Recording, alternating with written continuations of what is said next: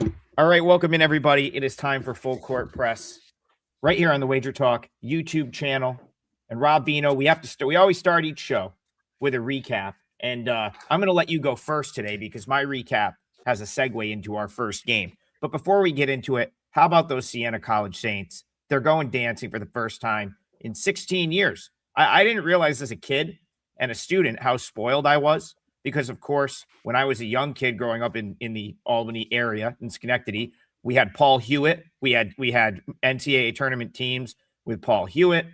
Rob Lanier took us to an NCAA tournament as a 16 seed in a year they weren't supposed to go.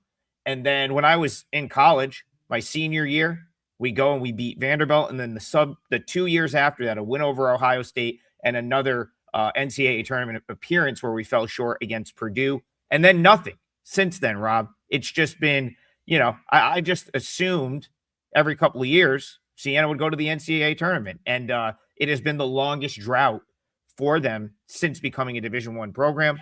But that was put to bed last night. A phenomenal game plan by Jerry McNamara to force Kavere Kennedy to shoot the ball. And shout out to GMAC and the Saints. I know I have a few Sienna people that watch this show. So let's go. I can't wait to see where we get seated in that bracket.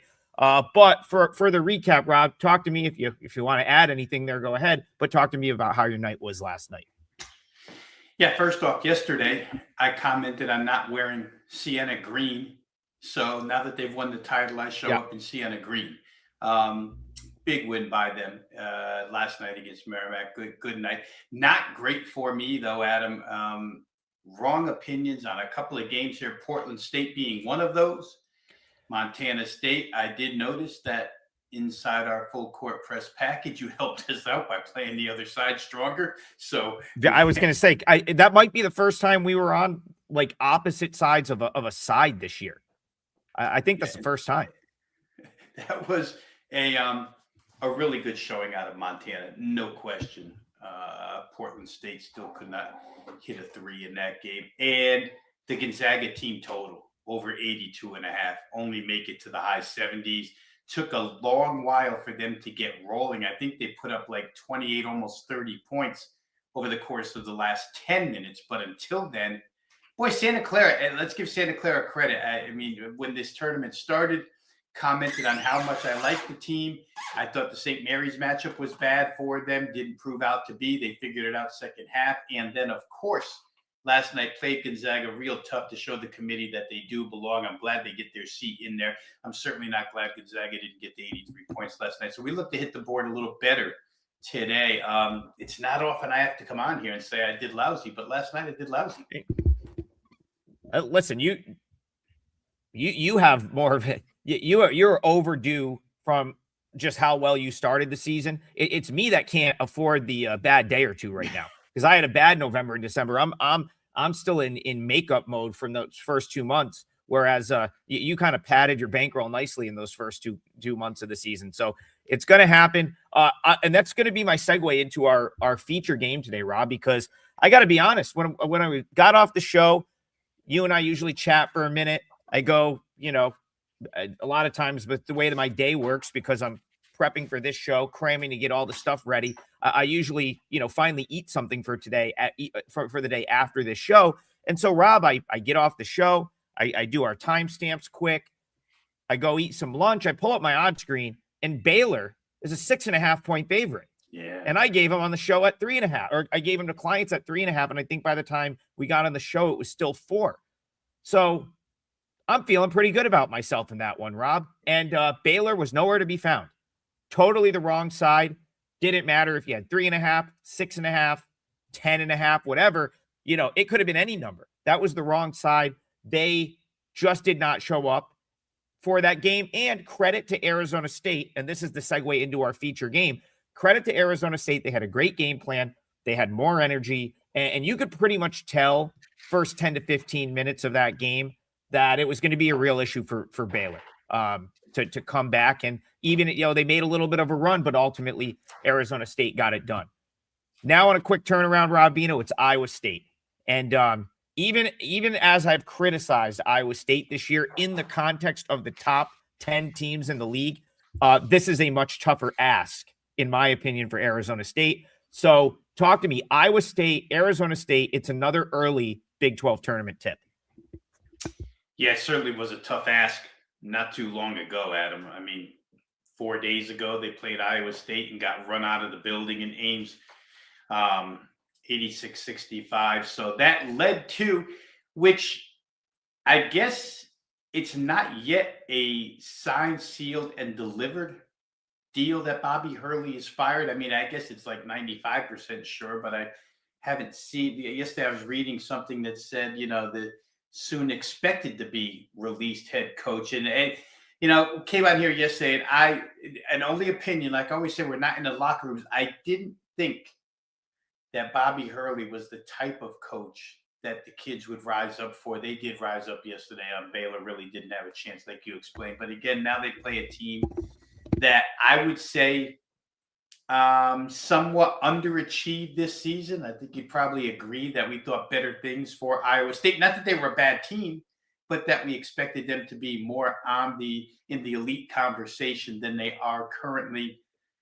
That sets up for a tournament like this with Iowa State, a chance to regroup, a chance to reestablish, a chance to get their minds right for the NCAA tournament. So I would expect they come out here fired up. Now, the only question, Adam, here is the point spread, which I'm not willing to lay 11.5 with Iowa State, simply based on the fact that, and I've said this before, their scoring is inconsistent.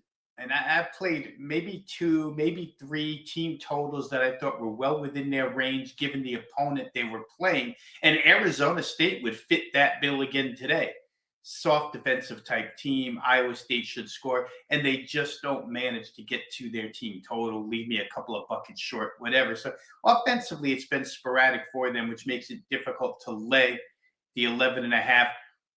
First time in the building here for Iowa State, first tournament game. So do they get adjusted to the rims right away? You never know the answer to that. Some teams come out hot as heck. Some teams come out ice cold and then proceed to get better as the game goes on. Their team total in this one is 79.5, right around the range where I've been playing them. I'm so tempted, rather than lay 11.5, to just play Iowa State to get to 80 today against this defense and against the team that maybe, see, here's the question, right? It's what, again, 2020 hindsight is great. But did Arizona State play their game yesterday and leave it all on the floor yesterday and come out and get beat, 86-65 like they just did 4 days ago by this team? Totally possible. Not willing to lay the 11.5, but I do think Iowa State should score here, Adam. I don't see a lot of problem with them reaching 80, a game that's team total right now at 79.5. So I would probably look that way. Yeah, I am tempted to play the 11.5. I do think the number, is pretty close. So I made it 12.1. So I don't see a monster number edge there for me. But just, go back to that game a few days ago. And you want to talk about, okay, what happens if Arizona State comes out hot, or if they've got the maybe the upper hand in the early going because they've had a game on this court. Rob, Arizona State in that game over the weekend was up 4 at halftime, 41-37 in the season finale. They led that game, and Iowa State still covered the 16.5 at Hilton on the strength of a 49-24 second half. And that's where this game sort of is going to be decided, in my opinion. The difference between Baylor and Iowa State is Baylor is atrocious defensively. They're just horrible. It's been a thing that's been going on for years now at Baylor. Like, because if you remember, not 5 short years ago, Rob, although it seems like a long time ago, Baylor wins a national championship with guards that defended as good as anyone in the country. And it's just the teams that Scott Drew has put together the last few years have been really bad defensively, and this one is no different.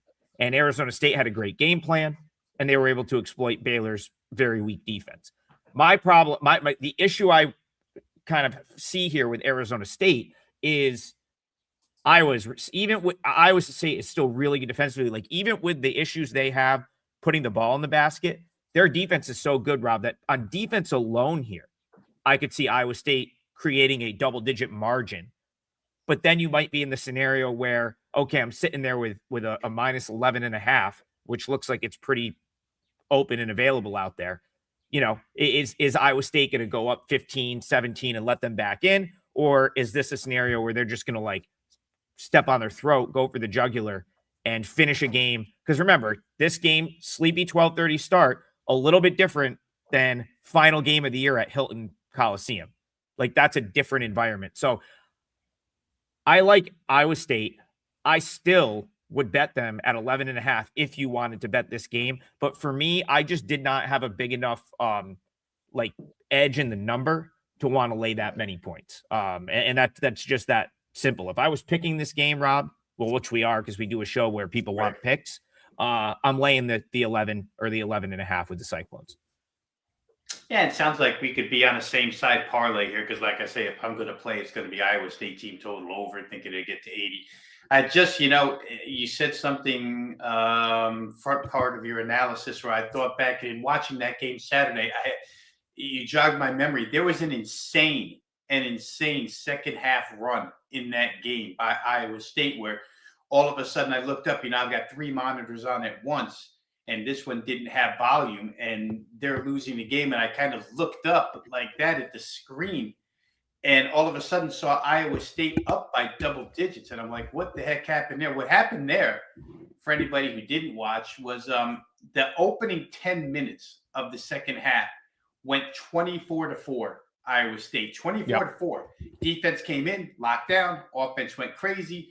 And Arizona State is so susceptible to giving up huge point totals that, I kind of feel this way. I'll say it again, that Iowa State needs to reestablish themselves as a credible. Remember you and I were talking about, you had a conversation with somebody you were talking about Iowa State maybe being fraudulent for the national title.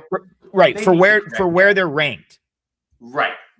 And they need to correct that because that's the perception now. And it wasn't the way we talked about them prior to January 1, even after January 1.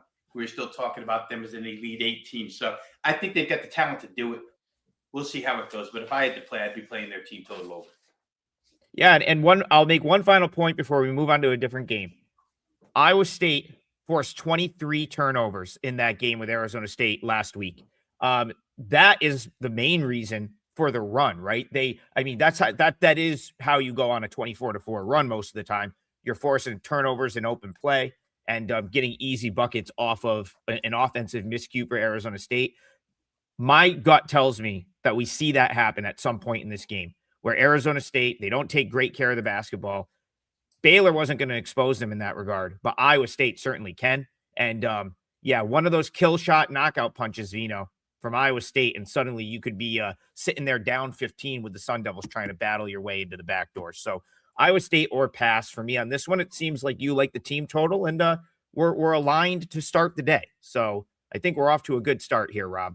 And because we're off to such a good start, I'm gonna go now for the parlay, and I'm gonna give you guys one of my client plays. Another reason I'm gonna give this client play out is it tips off at 11:30 a.m.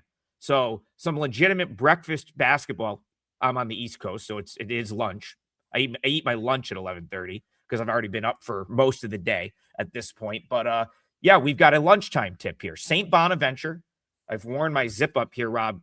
When St. Francis leaves D1 after this year, we'll be down to 2 Franciscan universities left in Division I. Those 2 Franciscan universities are Sienna and St. Bonaventure, and they play every year for something called the Franciscan Cup. So Olean's only a couple hours from me. I like to see the local teams do well, and this was not a good year for the local team, St. Bonaventure. If the real local team, Syracuse, is probably had the worst year of anyone. But St. Bonaventure, Rob, we liked this team at one point in November and December. They managed to turn around and go 4-14 in Atlantic 10 play. Of course, we know that they're going to move on from Mark Schmidt, but it's a little, to me, it's a little bit of a different scenario because Mark Schmidt, 2 decades in Olean, took a St. Bonaventure team over that I believe got like the death penalty or had to cancel their season, if I remember correctly, way back in the early 2000s. I'm pretty sure the Bonnies had to like cancel the rest of a season, and then Schmidt took over after that. This is one, Rob, where you said Danny Hurley or Bobby Hurley. You don't know if they were going to show up for Bobby Hurley. You weren't really sure how that dynamic was going to take place. I think this St. Bonaventure team shows up for Schmidt, because I just think he's sort of revered in that area for the turnaround over the last 2 decades. And you look at LaSalle, Rob, they're very banged up. Like, how is LaSalle hanging in this game? I love the Bonnies here, and I'm curious as to what you sort of see in this one. Yeah, it's been an interesting year for St. Bonaventure, Adam. And the one thing that really didn't correlate with a Mark Schmidt coach team was the defensive output on that side of the floor for St. Bonnie. For years, you recognize them as kind of a, 60 to 55 type team, 65 to 61 type team, hard-nosed defense, make enough shots. Here this year, the exact opposite, right? Their defense was like a sieve. Teams going through them. However, LaSalle fits that qualification as well. So you got 2 rather poor defenses, but the difference in offensive output here between these 2 is like night and day. St. Bonnie, the better offensive team. All that said, it's been a while since these 2 have played. LaSalle did win that game 78-74, well over the total in this one. The problem for LaSalle, again, like you just stated, is going to be some injuries here. I'm one, again, I kind of subscribe to the theory that friend and colleague Ski Prophet always brings up to me. If I can't trust you to get stops, I can't trust you to cover numbers. And generally speaking, when we say that, it's in terms of covering larger numbers. This number is in a range where I don't know if that applies. I think that St. Bonnie probably could outscore LaSalle in their current condition by this amount.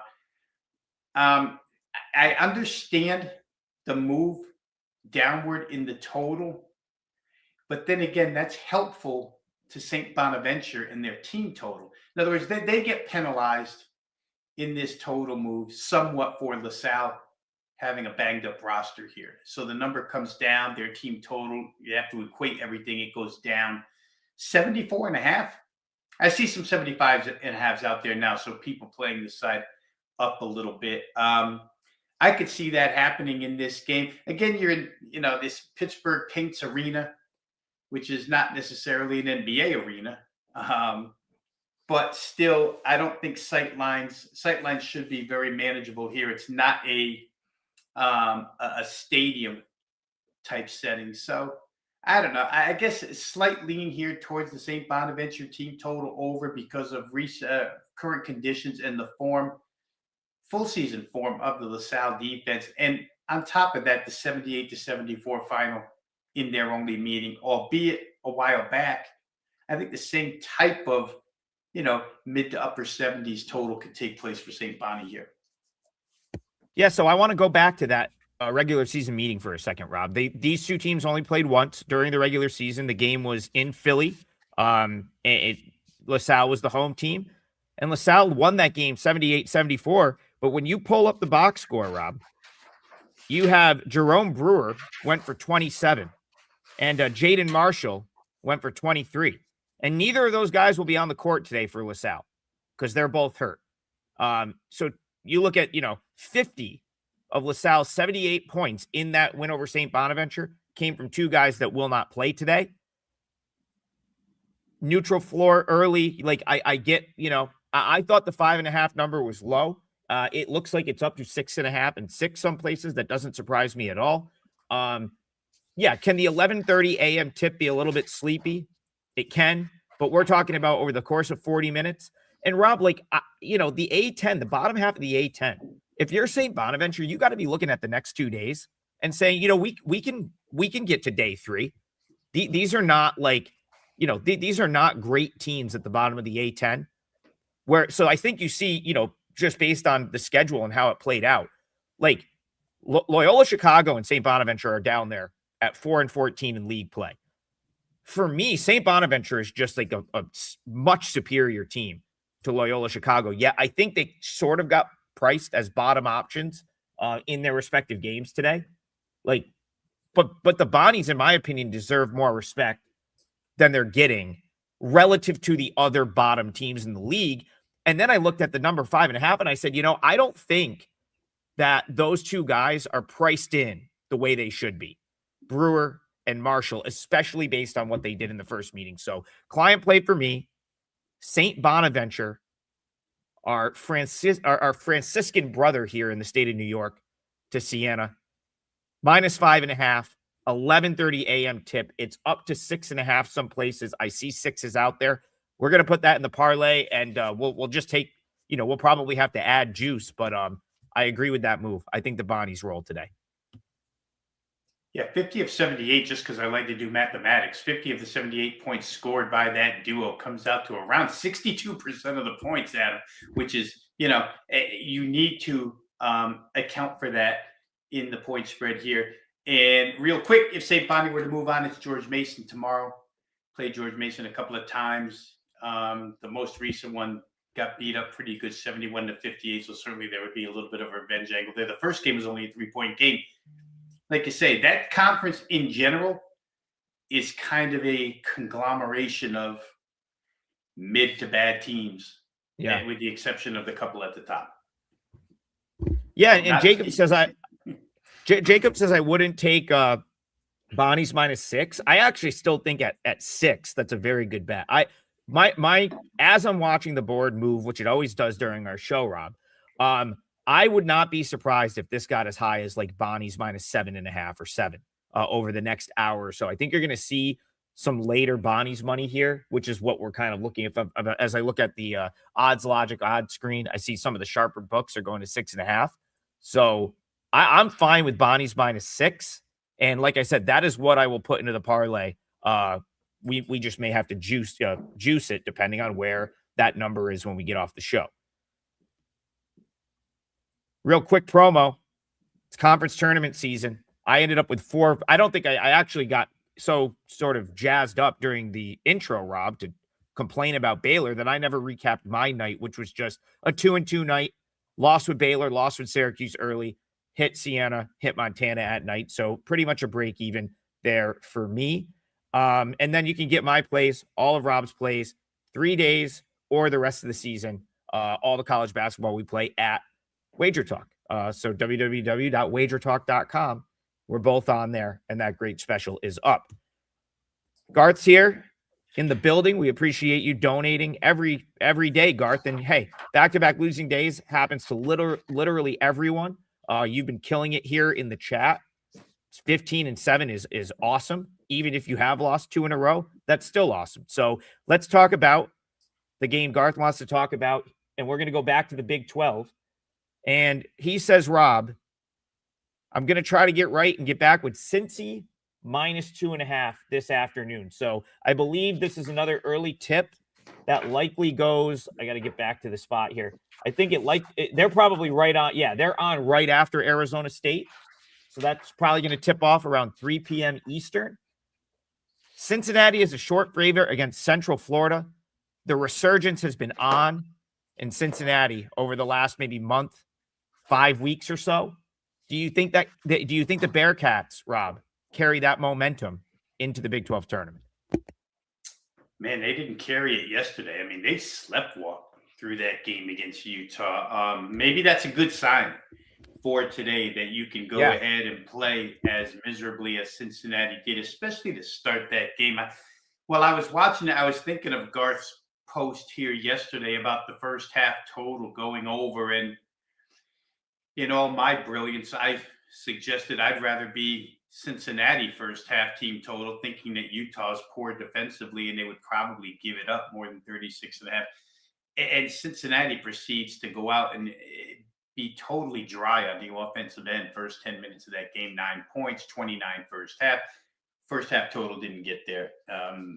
Cincinnati first half team total did not get there. So like I say, it could set up for, that was their first game out in this tourney. Could have been, if you're Cincinnati, I shouldn't say look ahead. Wes Miller and Cincinnati shouldn't look ahead of anybody.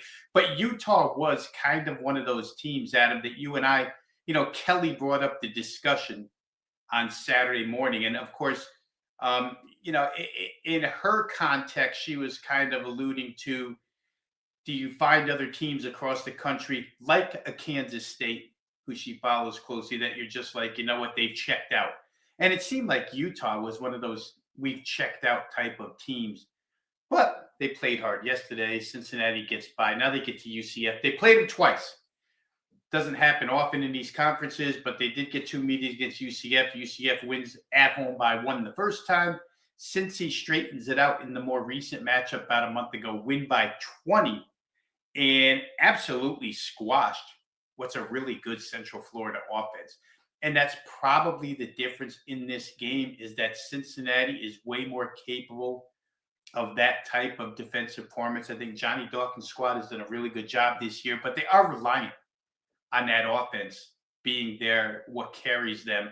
And Cincinnati's got the ability to shut it down. I think we said yesterday, Cincinnati's sporadic. So, in my world, if they played a lousy offensive game yesterday and they're the kind of team that just kind of seesaws back and forth, good offensive performance, bad. Some days you watch Jizzle James and company, you're like, man, these guys are really good on offense. And you watch them the next game, and you're like, these guys stink. Maybe a bounce back effort out of Cincinnati here. I could see where Garth is going with this. I like the fact, and especially from a coaching standpoint, if you're Wes Miller, you kind of like the fact that you survived yesterday and you get to come back today, but you have coaching points because you should have beaten Utah worse, and you didn't wake up and start playing that game from the get-go. I think all that stuff adds up for Cincinnati here today in a positive way. So I could agree with where he's looking here. Central Florida is not an easy team to defeat. They've got some real quality wins in the Big 12 under their belt. But I do think in this instance, one game under their belt and the defensive edge that they have here probably gets Cincinnati through. Yeah, it's a fascinating game because, Cincinnati, I think they played kind of out of their minds in February, especially shooting the basketball. This is not a great shooting team, 3-point shooting team. They've been outside pretty much the top 250 most of the year, top 200, and still are, even with their recent sort of good shooting form. So, if they don't shoot the ball well, I don't think they're going to win this game.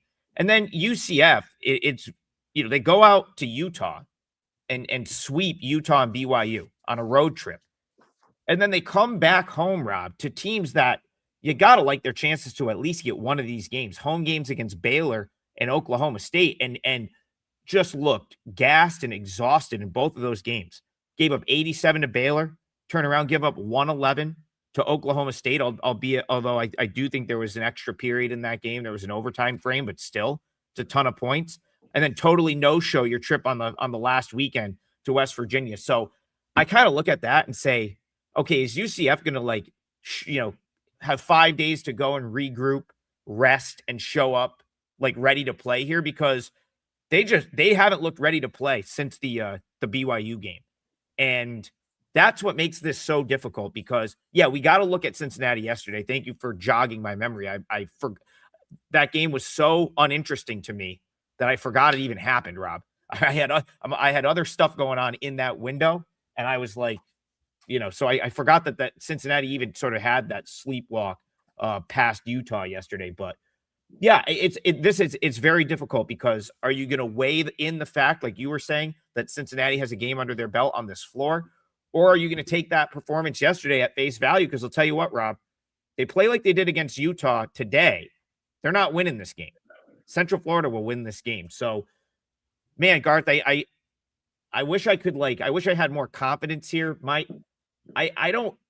You could make a pretty good case for UCF in this one, Rob, and I think you could convince me either way. To me, I look at this and there are big time sort of pros and cons for both of these teams. So I got nothing there, but Garth, if that is how you're going to roll today with Cincinnati, I'll certainly root for you because I don't think I got anything. I don't think I will have anything in that game for my clients. Okay. Did you have anything you wanted to add to that one before we move on? Just the example that you used, Adam, of going out for the Utah sweep and then coming back home and looking lethargic. It could have been the altitude after they flew back home. 2 games in altitude, fly back home, not really all there as far as legs go, but it's still no excuse to lose both of those games. And it's what makes Cincinnati difficult. It's what makes Central Florida a little difficult. I think on paper, Central Florida might be my preference as the better team. I think the situation might stick up for Cincinnati a little bit here. We'll see. Cincinnati did win by 20 against this squad most recently, and you could treat that two ways as well. Treat it as revenge angle for UCF, or treat it as positive mindset for Cincinnati. We crushed these guys last time. Let's go get them again. We'll see how it goes. It's a difficult game, but get your get back, Garth. I mean, we've all been there where we want to just, you know what, I want to get it back with this team. We'll see how that one goes. All right, listen, it is still Championship Wednesday. There are still 3 bids that are going to be handed out in games today. So I want to talk about at least one of the conference championship games that go tonight. And Rob, I scrolled through the chat, and the most I've seen from, like, at least on my quick scroll here, it looks like people want to talk about the Big Sky Championship game, the last game on the board, the Drew Martin Bets Degenerate Special in that 11:30 Eastern time slot. Montana. Hats off to Montana. They have come into this, and they've played as good as they've played pretty much all year. The last couple games, Money Williams has been insane. Just doing whatever he wants. Gets to the foul line. 40 points in the quarterfinal game. And then last night, Rob, he came out with 32. I had to just double check that because I know he was getting close to over 30 again. He came out with 32 points to beat Portland State. Now he takes on Idaho. And Rob, this is another team I think is going to have a hard time defending Money Williams. They also foul a ton. So talk to me about Idaho, Montana. This is your Big Sky Conference. I've had Montana back-to-back days and cash bowl tickets. Do I just continue to ride the Grizzlies here? What do you think? I'll tell you, I should have continued to ride Idaho. Talked about how Idaho was a gut feeling play first game in this tournament. They win. Should have come back with them last night. I made a big deal a couple of weeks ago, Adam, maybe 2.5 weeks ago now, when Colton Mitchell was absent from the team, their number 1 point guard. They were playing Eastern Washington that night. I bet Eastern Washington, even without Mitchell, Biko Johnson took over as the point guard. And what you found out in that game, and what I should have just played, I gave too much consideration to EWU, their hot streak, and their mindset for revenge. So I didn't play Idaho, but you watch that game again last night, and you just see Idaho's got playmakers. It is Colton Mitchell. And obviously, the Big Sky doesn't get a lot of attention. Think of the kid at Tulane, Rowan, and now I'm missing the kid's last name. Rowan Brumbaugh. Yeah, and Brumbaugh. Think of in that, but smaller. Colton Mitchell was going past defenders like they were standing still last night, as was Biko Johnson. When he gets a chance to touch the ball, when Mitchell's on fire, it just doesn't matter. They got the freshman of the year, power forward, stretch forward, stretch four. They've got a lot of offensive tools. So what I did was last night, and of course you said you've been up most of the day. I was up till 5 a.m. and then tried to get a few hours of sleep in before we do the show.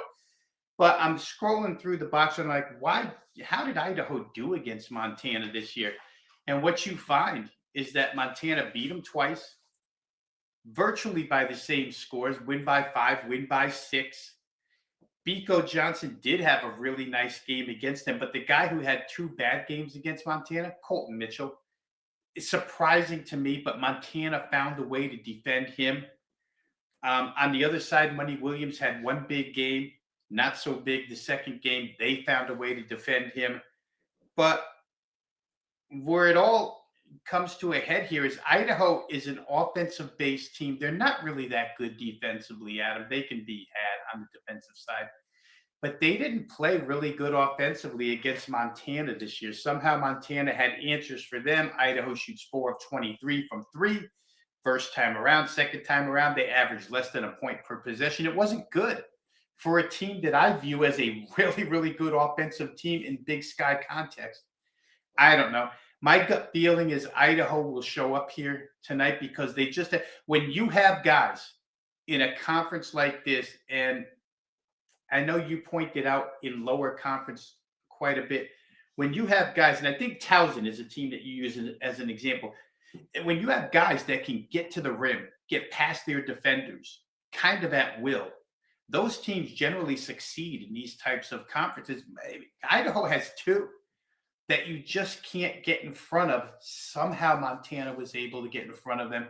Can they do it a third time? I mean, the game plan's been good. It hasn't produced huge wins. They've been nail biters both times. And I will say this, the fluctuation in these games, this was in my notes. I forgot to say this, but let me just get this out there.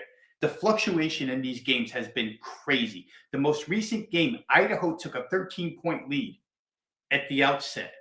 Halfway through, they're winning by 13. 27-point turnaround in that game. Montana outscores them by 27 and leads by 14 towards the end of the game. But in the first game, you had the same thing. Montana led by 18 in the first half. Idaho comes all the way back, takes the lead, and then gets outscored 8-0 in the last 90 seconds to lose. So I don't know, Adam. Montana's found a way to win. They've both blown leads. So I guess that's a great case for in-game. Wait till somebody gets a lead and then just go the other way with these two.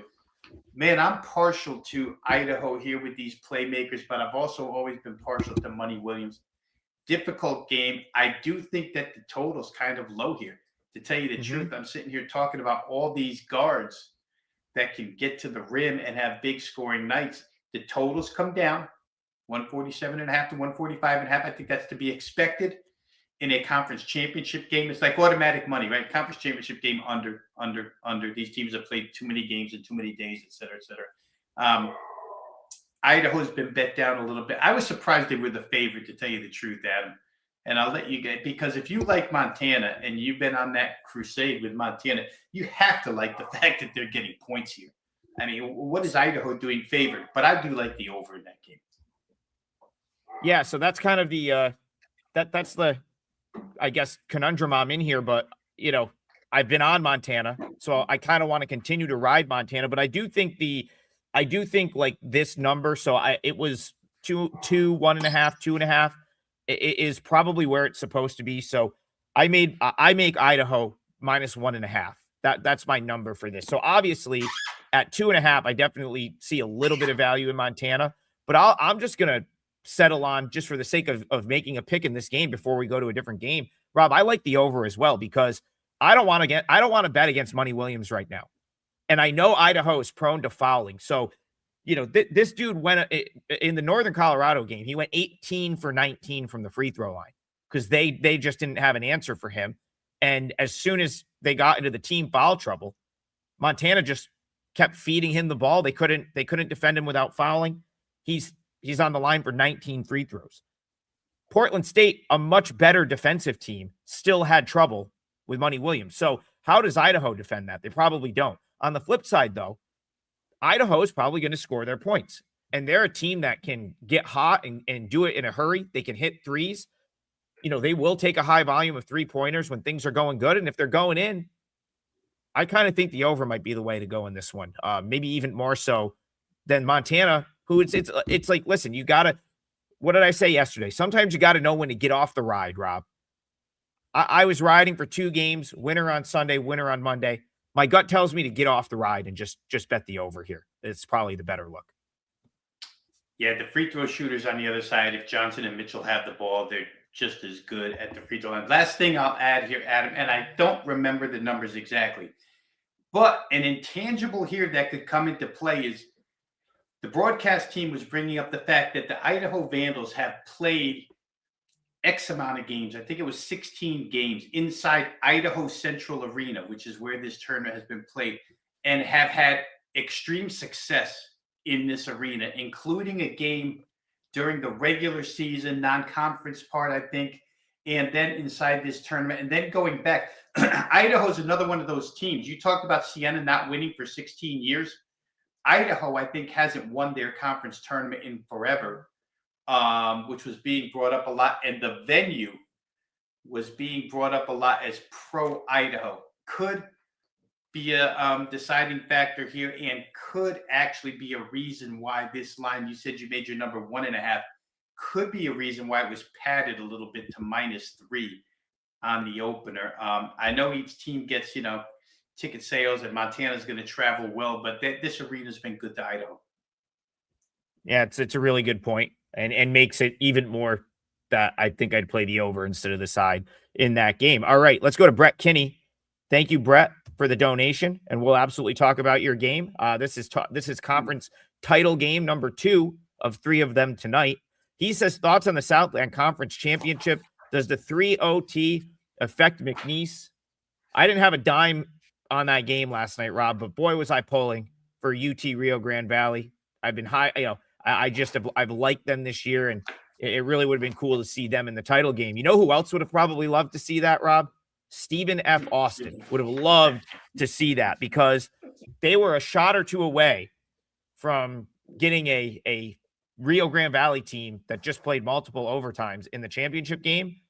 Instead, what they get is a true road game, because this conference tournament is being entirely held at McNeese's arena. So what a difference in opponent right there. Like, because of course, Stephen F. Austin, if they're watching the game last night, Rob, once it goes to overtime number 1 and then overtime number 2, pretty much a coin flip as to who can win that game. It ends up being McNeese. And now you're on the road, technically, if you're Stephen F. Austin, to go to the NCAA tournament. But man, this conversation's come up both of the times that these two teams played in the regular season.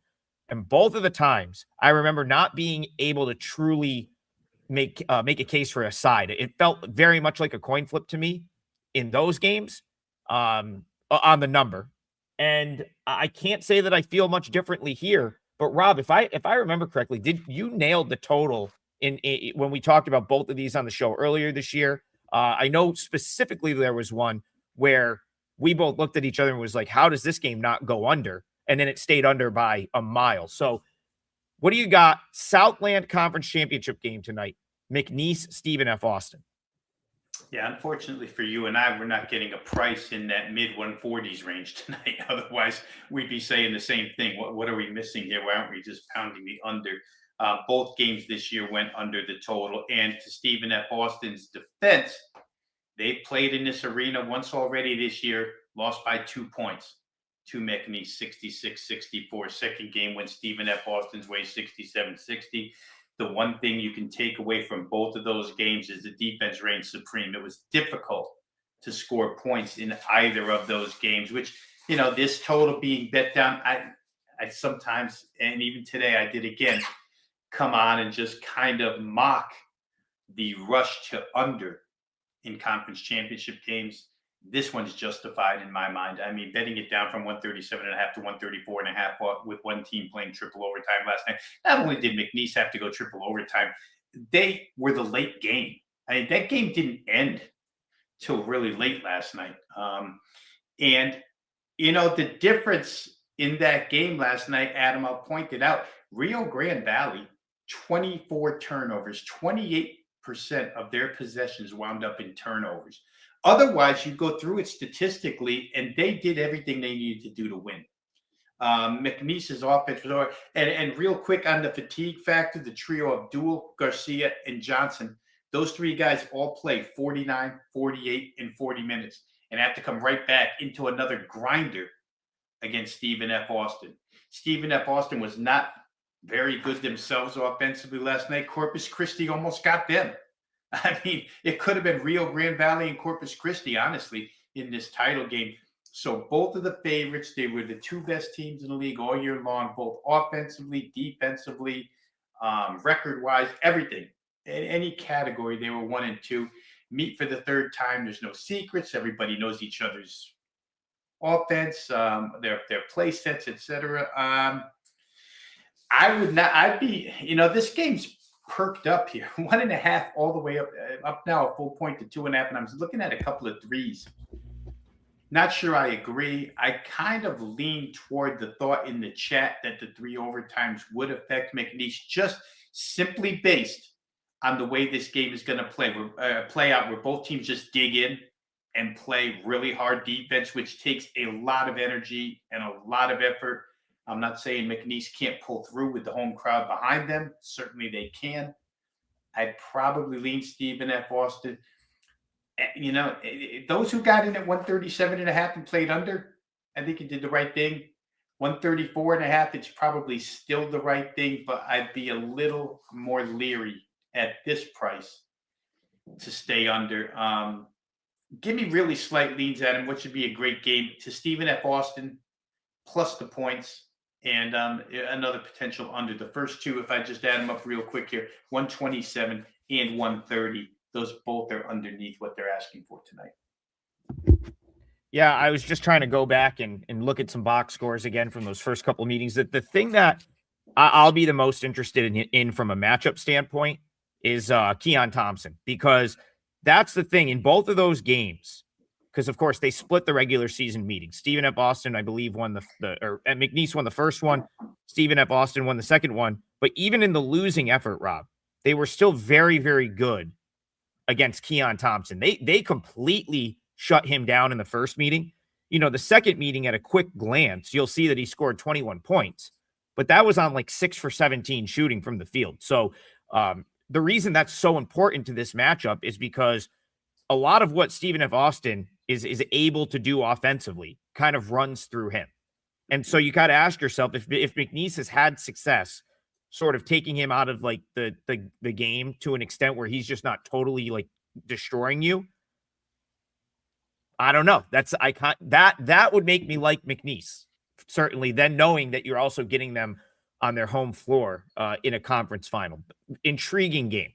Another one that I don't know if I'll have a bet on, but I think we laid out some points that would help you, bet the game if you want to bet the game, because that's what we're here to do as well. But, Rob Vino, we also do give bets out on this show, contrary to sometimes what people think. We do give bets out in the hour on this show, and I will throw it to you. Do you have any idea where you want to go with the parlay for the day? Yeah, I'm going to stick to I've been kind of waiting on this game first round to happen here. I said a couple of weeks ago, no, not even, maybe less than 10 days ago, that I thought Sam Houston State had a really good opportunity to win this Conference USA tournament. And tonight they get matched up with New Mexico State. Only played once in league play, New Mexico, and it was before Christmas, Adam, December 21st. You can't really put a lot of stock into anything that happened before Christmas. However, just to run through it real quick, New Mexico State wins that game 87-78. Game was played at New Mexico State, so Sam Houston was on the road in that one. What I see out of this team offensively right now is as good as any offensive personnel inside this league. Obviously, Liberty can shoot the threes, but Liberty doesn't play with any pace. They're more efficiency than they are pace. Sam Houston is going to play with a lot of pace. New Mexico State had to go through the Jacksonville State game last night. And Jacksonville State, as we all know, they're constantly, annually, just a grinding type team. New Mexico State gets thrown in front of a different type of opponent tonight. Thought this line was a little short, and also thought the team total here for Sam Houston State maybe a little bit light. I would expect them to get 80 in this game. Again, I forget who I was mentioning earlier. Maybe it was St. Bonaventure as a team under Mark Schmidt that we constantly think of as and perception is everything, and for a lot of bettors until you make adjustments. But annually, we get St. Bonaventure as a hard-nosed defensive team. We don't get that this year. New Mexico State for years, all defense, no offense, right? Have one 7-footer in the middle, play a ton of defense, score 62 points, win a game. Not the case this year. Don't play a lot of defense. I could see Sam Houston State running this up into the mid-80s. The deciding factor becomes, do you want to play side? Do you want to play total? And I'm just going to stick with side here for purposes of the show parlay, Adam. I think Sam Houston State at -5. The 4.5s are long gone. It opened at 4. I'm seeing 5.5s, but certainly you can get 5 out there if you shop well enough. There's places where that's available. So I'm going to take Sam Houston State -5 to what I think could be a double-digit win here against New Mexico State in this game. Like this team, hopefully they live up to my expectations and get us home tonight in the parlay. Yeah, I can't disagree with it. I don't have much to add there. So what I'm going to do is go to, we'll leave it at that. We will use Sam Houston State -5 in the parlay. If I have to add some extra juice in, I will. But like we always say, goes without saying, shop around. I mean, there's usually, especially I've noticed when the spreads are in that range, Rob, 5.5, 6.5. That's where like books almost always have like differ a little bit, in my opinion. So it's almost like if you shop around on a 5.5, somewhere you'll find a 5. You shop around on a 6.5, somewhere you'll find a 6. So just keep that in mind. But it'll be 5 for the sake of the parlay. All right, Garth, he's in here with another donation, and this is actually going to be a fascinating sort of discussion. So we've got Mountain West Tournament, Rob. We've talked on this show quite a few times about Air Force games flying over the total, despite the fact that they are one of the worst teams in the country and they really struggle to put the ball in the basket. Garth says one that caught his eye is a first half under Air Force Nevada. And I guess this goes one of two ways, because I felt like Air Force packed it up for the season a long time ago. Yep, that also could mean they've packed up wanting to put any effort in on the defensive end. So what do you make of that? And then talk to me about the total. Garth wants to know first half under Air Force Nevada. Do you want your money on that under, Rob, is what I'm trying to ask. Well, Nevada's the team that kind of wrecked that over streak from Air Force just the other day. I think you, me, and Kelly talked about this game on Saturday. And yes, I had said at the time, right, the one thing you worry about is Steve Alford's offensive philosophy, where, Nevada's been a pretty good team this year. They've beaten a lot of the upper echelon, and they're live to win this whole thing. The other day, that total got steamed up. I'm talking from full game right now, Garth. Bear with me here, but full game total got steamed up simply because the streak of Air Force overs was becoming so well known by everybody that we're just almost automatically knee-jerk reaction, mechanically going to the window with Air Force games over. Got bid up to 147.5. That total got left at the altar if you came too late because it ended 147. Early money got there. But for Nevada in that game, they put up 40 first half points. Didn't really take their foot off the brake because it's hard, or off the gas, excuse me. It's hard to take your foot off the gas against Air Force because the defense is so non-resistant that you can't help but score against them, whether you're plotting like Nevada likes to do, or if you're running, you're going to score on them. The interesting part, Adam, to your point, is that Air Force is able to do their part in most of these games. I mean, I guess it could be a fact where the other side just, it comes so easy that why bother playing defense against these guys? Why bother killing yourself when you're going to score 6 for every 3 they score? I'd have a tough time betting under. The one main reason I think I would like maybe a first half under here, it's in Thomas and Mack, right? It's first opening game for everybody here. Nevada likely, in fact, without a doubt, has the larger portion of the crowd. And I think that to start off a tournament, just knowing Steve Alford's temperament, it's going to be defensively focused. I mean, he's going to have his guys ready from the outset. And if Air Force is going to have a tough shooting half, I'm going to absolutely pin the burden of your total play, Garth, on Air Force's inability first half to score. I think Nevada defense would be the reason. If that bet wins, it'll be Nevada's defense just shutting Air Force down. And that would come from the head coach. That would come from, the kind of rah-rah mentality that goes with the opening tip of a conference tournament that you believe you have a chance to win. So I'm not going to disagree with it, but Air Force overs have been a real thing this year, and it's just hard for me to bet into that. Now, you've isolated it. Maybe we get a win there for the reasons I described. So, like I said, I won't talk you off of that at all. Yeah, the more I look at this game, the more I think the under in any capacity makes sense. So, Rob, I'm looking at Ken Pom right now, just to find a tempo rating, and Air Force is up now 248 in tempo. Now, that's actually significant because Air Force the last few years has been way near the bottom. And I think to your point, and I forget someone else made that point. I can't remember who. But it was basically like, okay, Air Force, they're still coming up as a team that when you look at the analytic sites, it looks like they play slow, but they just kind of started like they tried to go faster because they couldn't score anyway. Joe Scott, his thing was always, hey, let's have as few possessions as possible because the fewer the possessions, the better the chance we have to win. Of course, Joe Scott takes his leave. Air Force starts playing faster. That doesn't work either. So I would not be at all surprised to see Air Force show up and say, okay, our only chance today is to make this game as few possessions as possible.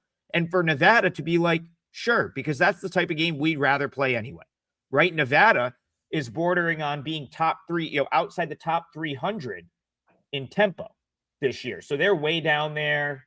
I think I saw them at like 280 something, right? So like, if you think Nevada can dictate pace in this game, I could kind of see Air Force being inclined to play the slower game and just revert back to, hey, we're a 20-point dog.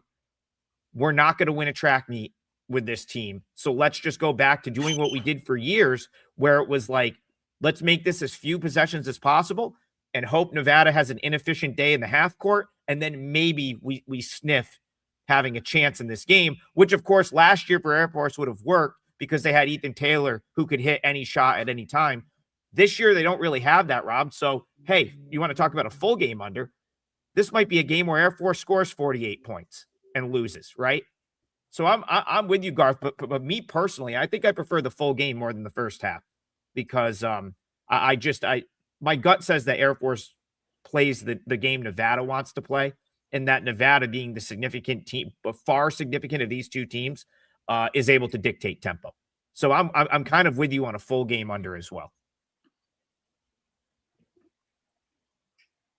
All right, let's see. We're basically at the end of the show. I'll give you one more rapid fire. I am off the DL after my little brief trip to the ER.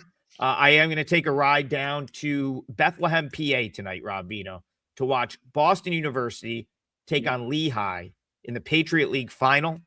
And the reason we can do this in 3 minutes here, this is good luck figuring this game out. This is as coin flip as it gets for me. These two teams could not be more evenly matched. I truly have no clue who's going to win this game. But I'll tell you what, it's going to be fun as hell to watch because I think Stabler Arena, which is where Lehigh plays, 6,200 seat arena, which is pretty big for the Patriot League, is just about sold out. So I don't know. My sister went to undergrad at BU, so maybe I'll root for them. Do you have anything in Lehigh BU for the people quick before we wrap this thing up? It's funny. I've got a good friend who's a Lehigh grad. I've got a cousin who's a Lehigh grad. So we got both ends of the alumni covered here. I'll say this really fast. I think Boston U has slight better personnel. They've come on as the season's gone on, as they've got healthier. I think we've documented that a few times here. But Lehigh's hot stretch has been crazy here. So it's hard to bet against that when you're betting into a home floor as well. Not only is McNeese at home, but Lehigh's at home. So tough. I think Boston used a slightly better team. They're taking a little bit of money here. Rounded out real fast with something that I think is really interesting here. Adam, SMU, Louisville. SMU supposedly got off the bubble yesterday because they won that game. I don't know if they were to get blown out by Louisville here today. Maybe people would change their minds. But the injury situation here for both sides, no Mikel Brown for Louisville, no BJ Edwards still for SMU. Boopy Miller came through yesterday. I wanted to play this game in the worst way because I've had success with it one time. The other time I didn't. There were split results. Man, that's such a fun game here. I wish they would all be healthy for this one. But I wonder if SMU is not a good look here without Brown on the floor for Louisville.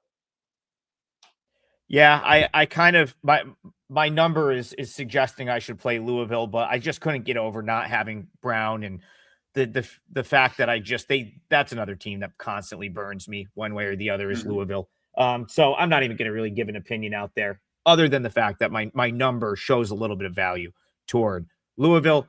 All right, let's just two-teamer. Let's keep it simple today, Rob. We hit a two-teamer 2 days ago.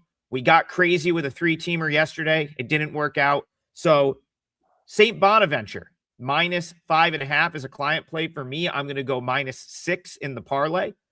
And Sam Houston State, we'll go -5. That's Rob's leg of the parlay. And I will attach juice to both of those legs so it comes out roughly the same.